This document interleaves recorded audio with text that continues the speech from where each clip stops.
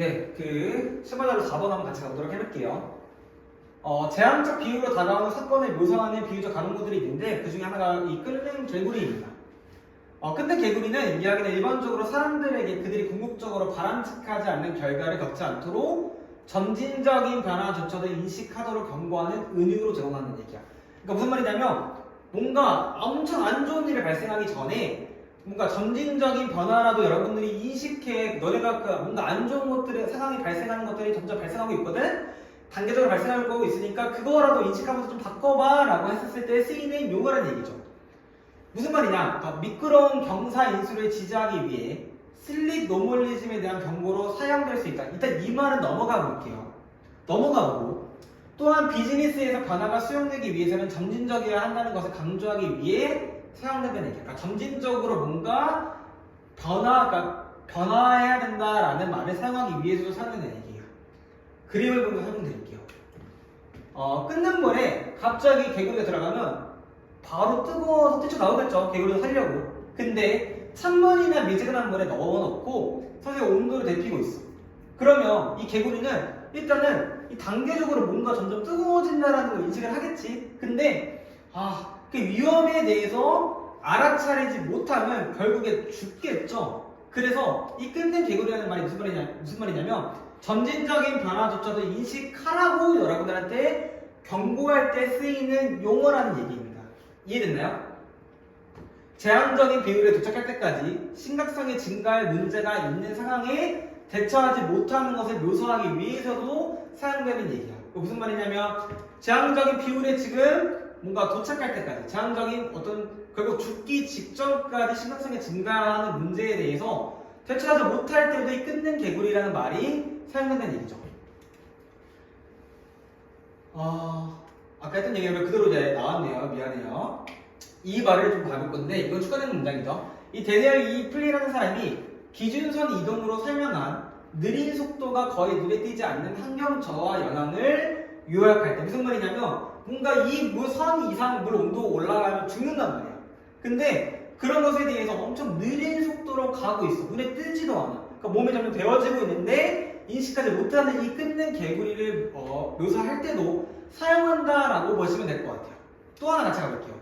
회색 코뿔소입니다. 이게 뭐냐면 지속적인 경고로 충분히 예상할 수 있지만 그러니까 물이 계속 뜨거워지고 있다는 것이 계속 막 알고 말해주고 있는 거야. 야, 물 계속 너무 뜨거운데 점점 올라가고 있는데 이런 식으로 얘기를 하고 있는데 그걸 간과했을 때 나오는 위험 요인에 대해서 얘기하는 거야. 왜 그러냐면 코뿔소는 멀리서도 눈에 잘 띄고 진동만으로도 움직임을 느낄 수 있지만 정작 두려움 때문에 아무것도 하지 못하거나 대처법을 알지 못해서 일부러 무시하는 것에 비하는 말이야. 무슨 말이냐면 얘가 오고 있는 것도 너무 다 잘 알고 있어. 얘도 다 인식을 하고 있어. 저기 멀리서 누가 오는 것도 알고 있지만 너무 무서워가지고 아무것도 하지 못하는 상황일 때는 회색 코뿔소라는 얘기를 쓴다는 얘기죠. 우리가 보고 인정할 수 있는 위협이지만 아무것도 하지 않는 것에 대한 은유적인 표현이라는 얘기야. 2톤짜리 코끼리를 무시하기도 힘들고 우리가 보기에는 그 위협으로부터 멀어지는 것이 우리의 이익에 도움이 될 것임에도 불구하고 무슨 말이냐면 저기서 엄청 큰 코끼리가 코뿔소보다 코끼리가 크잖아. 코끼리가 오고 있는 거를 여러분들이 알고 있는데 그 위협으로부터 멀어지고 있는 것이 도움되는 것도 알고 있어. 근데 그거를 지금 그냥 가만히 있는다는 얘기죠. 그냥 불격하기도 전에 멀어지지도 않으니까 아무런 행동도 취하지 않는 거를 회색 코뿔소라는 얘기죠. 여러분들이 시험 기간이 엄청 다가오고 있는데 시험이 이제 일주일밖에 안 남았어. 근데 진짜 계속 이렇게 되면 위험한 걸 여러분들 알고 있어. 주변에서 잔소리, 선생님이 잔소리. 근데 아무것도 하지 않고 지금 누워있는 이 상황을 회색 코뿔소라고 얘기를 하고 있는 거죠. 물론 여러분들은 예시가 아니에요. 이 영상을 보고 있는 여러분들은 그 예시가 아니겠죠. 그것은 땅을 닦고 코를 골고 당신에게 도둑할 준비를 하는 것일 수도 있고 그것들이 급해지기 전에 당신이 아직 일을 처리할 시간이 있을 때 그것은 여전히 앞으로 나아갈 길일 수도 있다는 얘기. 무슨 말이냐면 여러 가지 신호를 주고 있고 여러 가지 하고 있는데 여러분은 다 다가갈 거란 걸 알고 있는데 아무것도 안 한다는 것을 회색 코뿔소라고 얘기하는 거죠. 회색 코뿔소는 두 가지 익숙한 이유와는 반대됩니다 라고 하는데 그게 뭐냐면 방 안의 코끼리라는 얘기야. 방 안의 코끼리는 아무 말도 하지 않고 정상적으로 행동한다. 그건 괜찮지가 않다. 그 아까 두 가지 익숙한 이유를 반박하는 건데 그 하나가 뭐냐면 방안의 코끼리나 검은 백조라는 얘기입니다. 무슨 말이냐? 방안의 코끼리 문제 설명드릴게요. 그러니까 집에 이렇게 큰 코끼리가 있으면 잘못했다는 거 여러분들 알겠죠? 근데 그러니까 모두가 잘못했다는 거 알고 있어. 저기서 코끼리가 나한테 오면 내가 죽을 거라는 걸 알고 있어. 근데 저 코끼리가 온다. 그러니까 그 안 좋은 말을 꺼낼 끼고 초래될 위험이 두려워서 아무 말도 먼저 하지 않는 거죠. 그러니까 모두가 방관하고 무시하고 있는 거를 방안의 코끼리.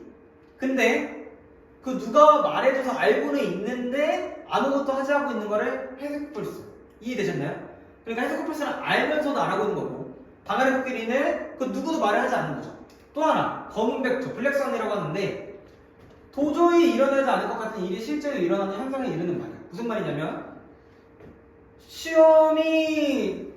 그러니까 시험이라고 보기보다는 뭔가 저기 멀리서 내가 코뿔소야. 그리고 저기서 뭔가 코끼리가 오고 설마 올까? 에이 안 오겠지. 이쪽으로 오게 되면 다른 데로 가겠지. 그러니까 이런 생각으로 도저히 일어날 것 같지 않은 거라고 여기는 거야. 근데 이게 실제로 일어나면 어떻겠어? 엄청 큰 사태가 일어나겠지?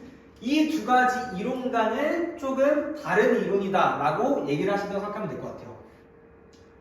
방안의 코끼리는 표현은 영어로 중요하거나 거대한 주제, 질문 또는 논쟁의 여지가 있는 문제를 은유적으로 표현한 간형으로 모두가 알고 있지만 적어도 일부는 불편하고 개인적인 사회적 정치적으로 난처하기 때문에 언급을 안 하고 토론하고 싶어 하지도 않는다라는 걸 얘기를 하는 거고 방안의 코끼리는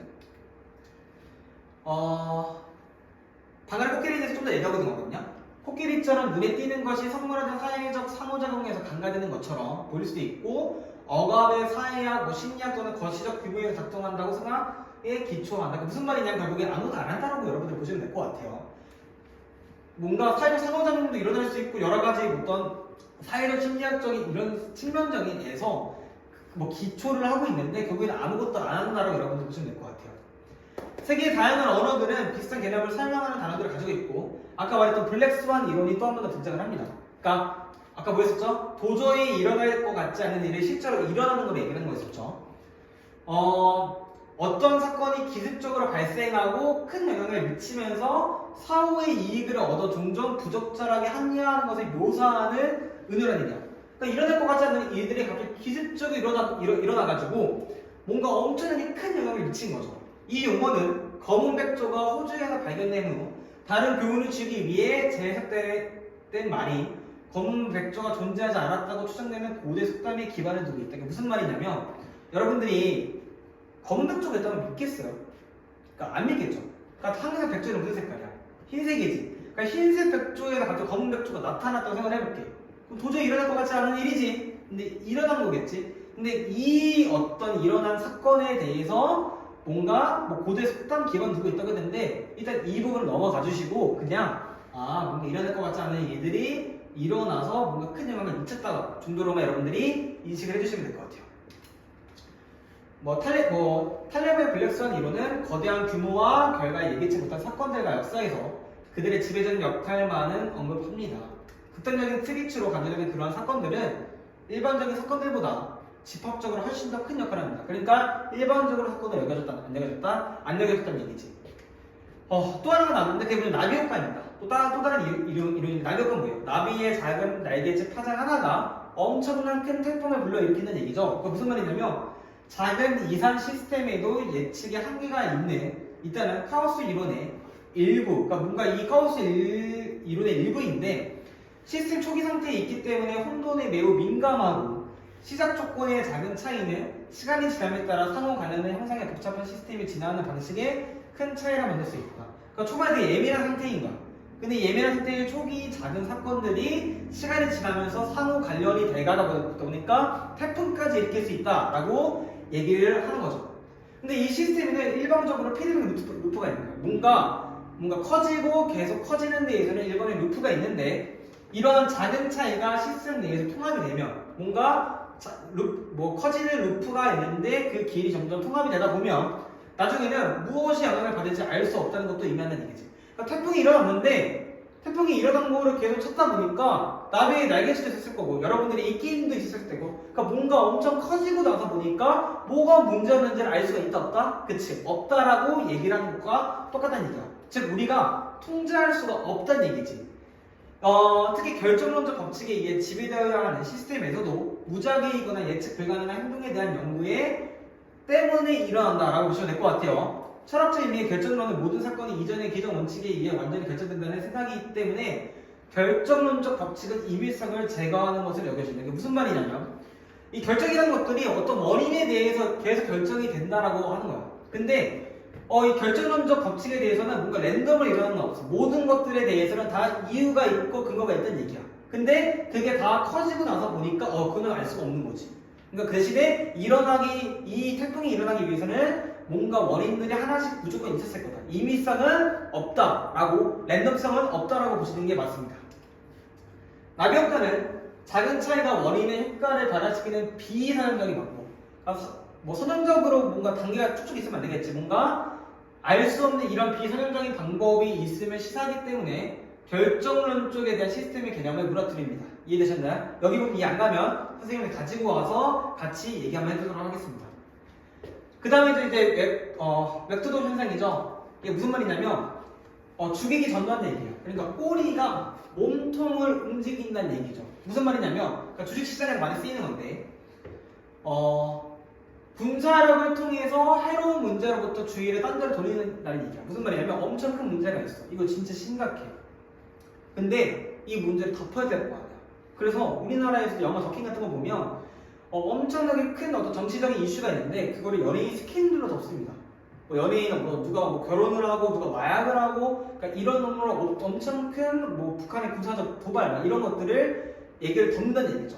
무슨 말이냐면 작고 중요해 보이지 않는 개체, 꼬리가 더 크고 중요한 이 몸통을 통제한다는 의미로 보통 사람들이 스캔들을 잊고 더 중요한 문제에 집중하기를 바라는 마음에서 그들이 스캔들에 있을 때 정치인의 사용입니다. 그러니까 이 말이 좀 어렵잖아요. 조금 더 설명해 드리자면 큰 문제에 대해서 여러분들 생각을 안 하고 작은 문제로 덮는다 라고 여러분들이 보시면 될 것 같아요. 이 문구는 개는 꼬리보다 똑똑하지만 꼬리가 더 똑똑하다면 개를 흔들 것이다 라는 속담에서 유래되었습니다. 그러니까 속담에서 유래됐다는 얘기하고 있는 거예요. 개의 행동이 주의를 산만하게 하는 경향이 있고 이런 행동을 통해 지지를 강화하려는 경향이 있기 때문에 특히 깃발 주변의 엘리코 효과와 같은 우회적 외교 정책이 많은 다른 측면과 강한 교차점을 가지고 있습니다. 무슨 말이냐면 아까 외교 정책이라고 했었잖아요. 뭔가 큰 외교적인 어떤 문제가 있는데 이런 문제에 대해서 직접적으로 바로 다룬다기보다는 다른 걸로 통해서 먼저 주의를 돌리고 크게 이 큰 문제에 대해서 다룬다고 생각하시면 될 것 같아요. 여기까지 보도록 하겠습니다.